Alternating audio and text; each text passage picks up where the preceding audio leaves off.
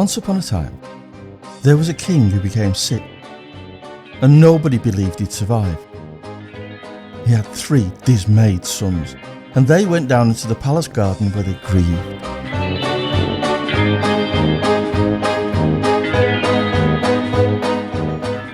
An old man happened by who asked them why they were so depressed, and they told him that their father was so sick that he would probably die.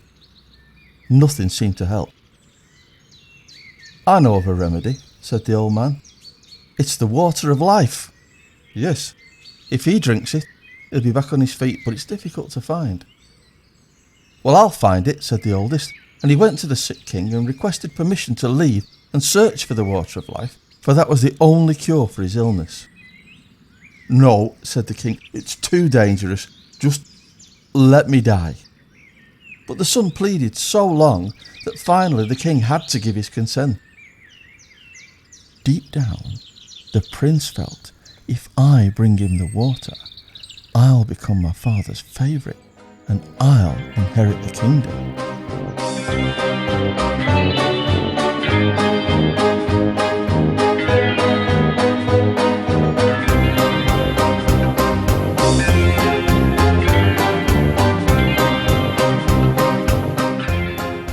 So off he went, and after he'd been riding for some time, he encountered a forest dwarf, who called to him and said, "Where are you going in such a hurry?" "Peasant," the prince said contemptuously, "mind your own business." And he rode on. Hardly surprising, the forest dwarf took serious offence and put a curse on him. Meanwhile, the prince found himself travelling through a mountain gorge, and the farther he rode, the more the mountains closed together, until the way became so narrow that he couldn't go on, nor could he turn his horse or get out of his saddle. He was proper stuck.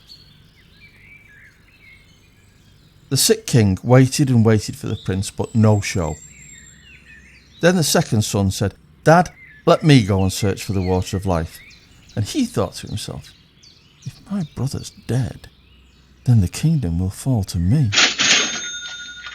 At first the king didn't want to let him go either. He finally gave in. So the prince set out on the same road that his brother had taken.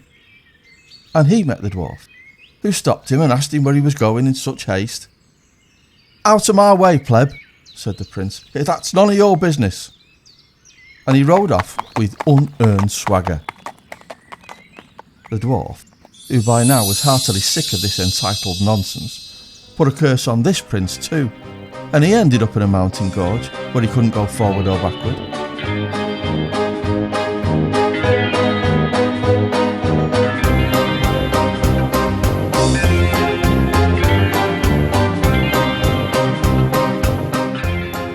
Now, when the second son also failed to return, the youngest offered to get the job done, and eventually the king had to let him go too.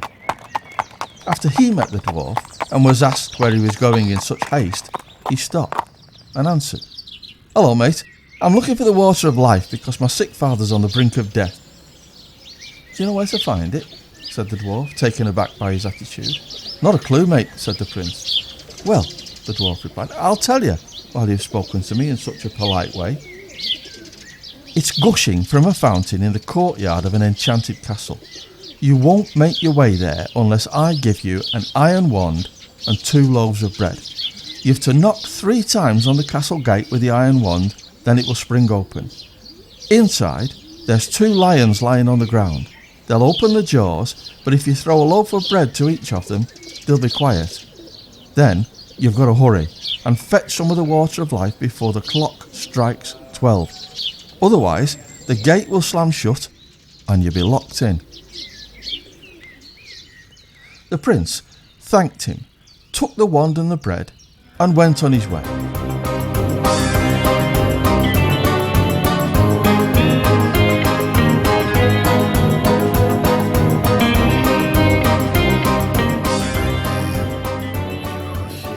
When he arrived there, everything was just as the dwarf had said. After the 3rd knock, the gate sprang open, and when he had calmed the lions with the bread, he entered the castle and went into a big, beautiful hall where he found spellbound princes lying around all over the place. He took the rings from their fingers and also grabbed a sword and a loaf of bread that were lying on the floor. Then he moved on to the next room where he encountered a beautiful princess who was delighted to see him.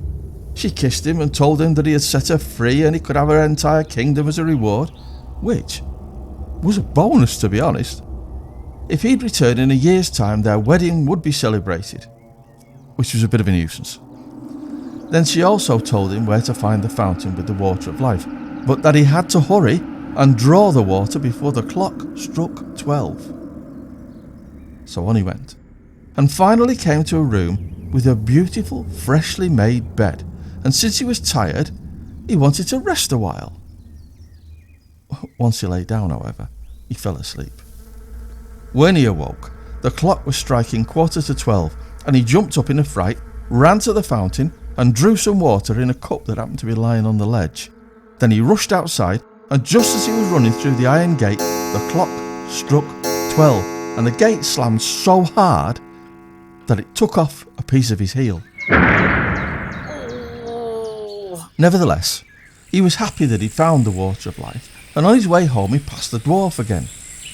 When the little man saw the sword and the bread, he said, "You've managed to obtain some valuable things.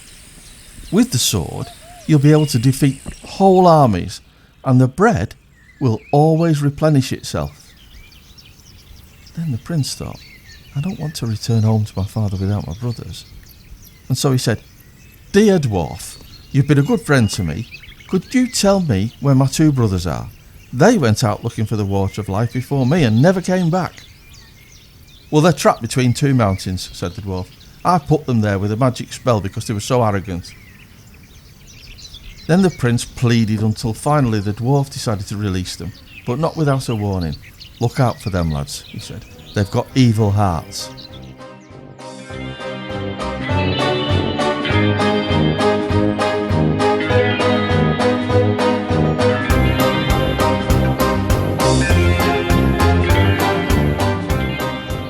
When he was reunited with his brothers, he was happy and told them all that had happened. How he'd found the water of life and was now bringing back a cupful to their dad. How he'd rescued the beautiful princess and was going to marry her after waiting a year. And how he would receive a vast kingdom after their marriage. He was full of himself, and rightly so.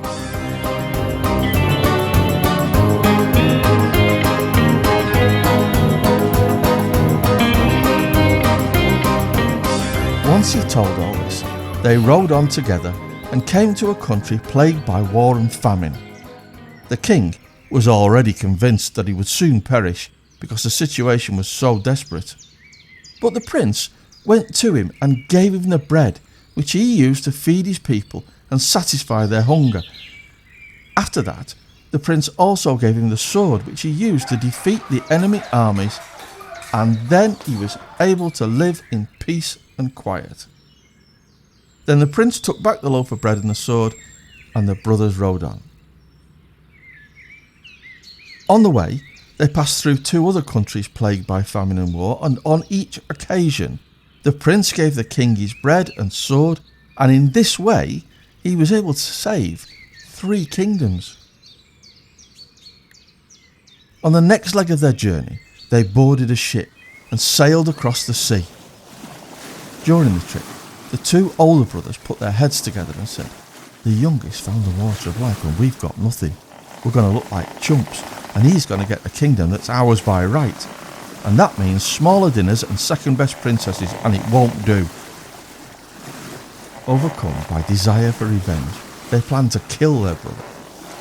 So they waited until he was sound asleep and then poured the water of life from his cup into their own and replaced it with bitter salt water. When they arrived home, the youngest brought the cup to the sick king and told him to drink it and he would get well.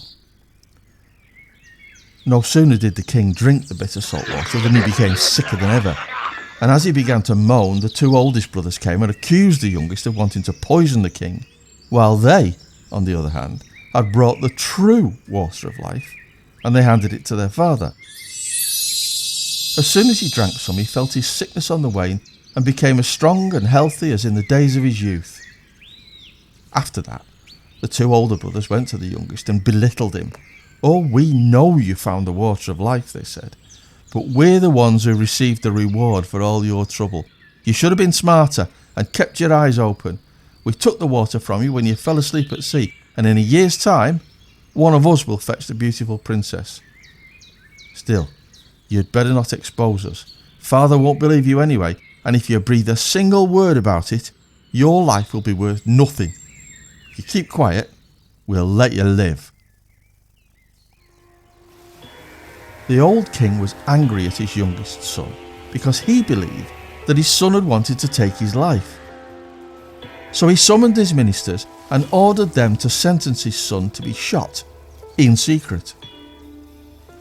So one day, as the prince went out hunting, suspecting no danger, one of the king's huntsmen had to accompany him.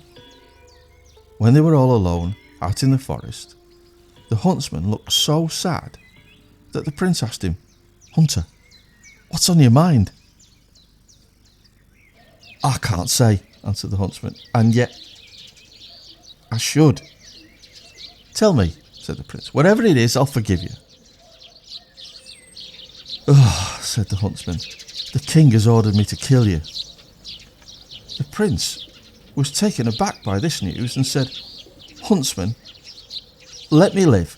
I'll give you my royal garments, and you give me your common ones in exchange." "I'll gladly do that," said the huntsman. "I couldn't have shot you anyway."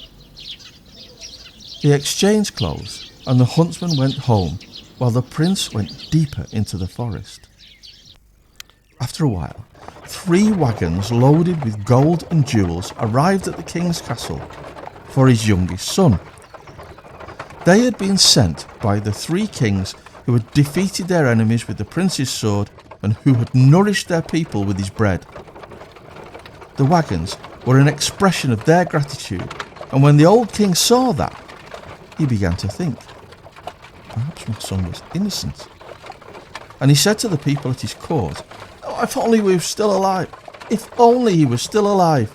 Now I regret that I ordered him to be killed." "Then I did the right thing," said the huntsman. "I couldn't bring myself to shoot him." And he told the king what had happened. The king was relieved, as you can well imagine, and made it known in all the surrounding kingdoms that his son should return and he could have his old position back.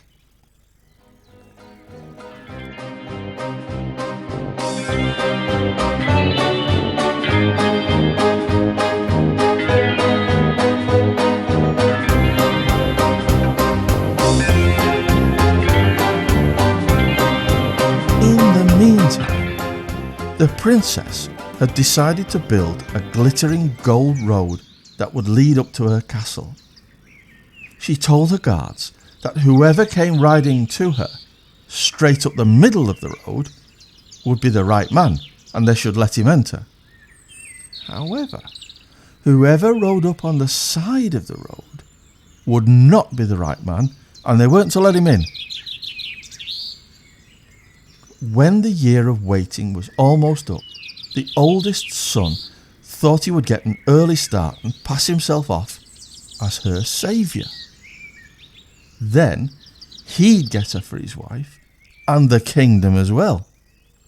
So he rode out, and when he came to the castle and saw the beautiful road, he thought it'd be a terrible shame if you rode on it.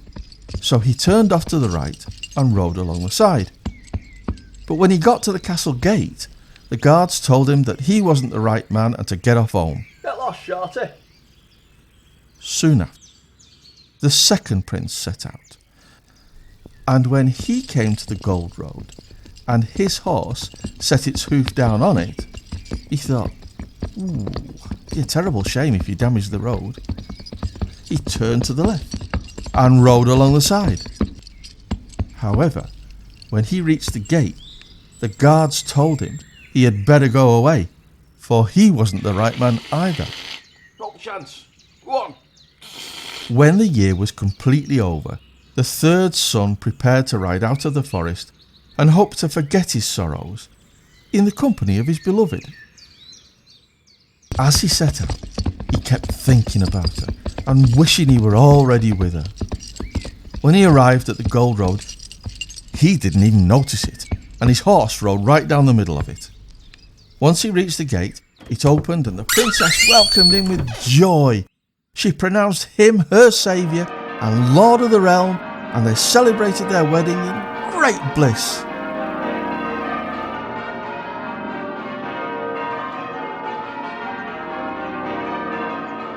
When it was over, she told him his father had sent for him and pardoned him. So he rode home and explained to his father how his brothers had deceived him and why he had kept quiet about it. The old king wanted to punish them, but they'd seen the way the wind was blowing and had legged it and never came back as long as they